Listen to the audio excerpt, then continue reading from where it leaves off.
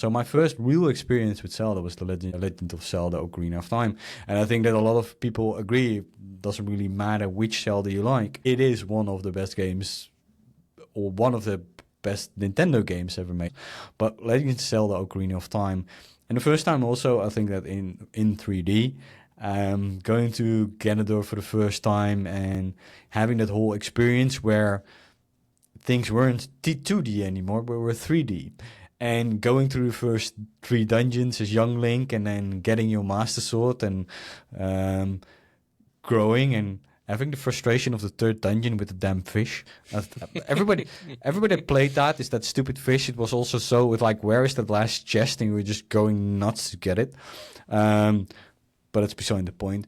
Getting your Master Sword, get back, and getting to the first temples, right? Getting to the 4th temple, getting through all those temples, and a lot of those mechanics. And one of the mechanics I really loved is in the Desert Temple, where you had use the shield to reflect, right, the beam and hit the witch there. I think that the witch had 2 witches. That was just, in that whole game, going towards Ganondorf, the ominous feel, going from sparkly young Link, where everything is green, going towards Master Link, where the whole world changed and is devastated, and it goes to gray, and they depicted that really well. Every or most of the Zelda games do extremely well. Is that sense of the progression and the mixture of adventure and puzzles.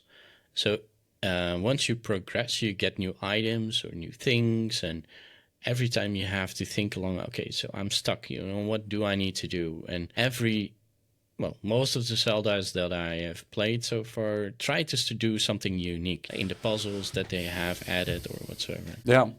One thing what I also want to, so I also have Nintendo Switch, and I also have Breath of the Wild, and also Tears of the Kingdom, of course. But Breath of the Wild did similar. That's why I like that game a lot as well. Because if you look back and you look at the premise of Breath of the Wild, and you look at Ocarina of Time, it is vaguely familiar, right? You wake up later when the world is devastated, and you need to do stuff in a devastated world, and that's why it clicked for me really on that level. And I basically played that game till I was silly, because I go back towards my Ocarina of Time, and I was younger, and I did have all the time of the world.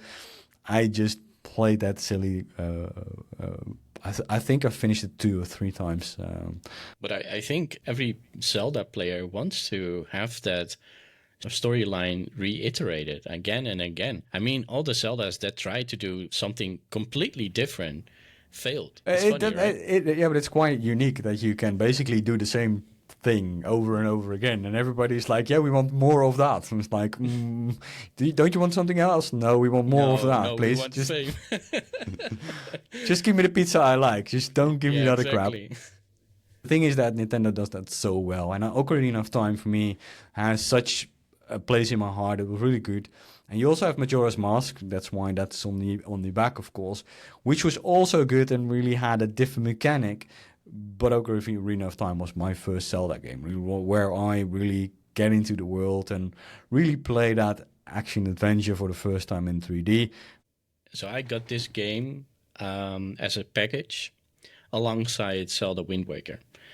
I was not able to get the Nintendo 64, but I was so glad that I was able to play it on the GameCube alongside the Wind Waker. I know that in the community there is a lot of strife for which one is the best Zelda. And I think that you can never answer that question, because everybody has their own version. The one you have at the wall is probably yours, while The Legend of Zelda, the Ocarina of Time, was my first Zelda I played, actually.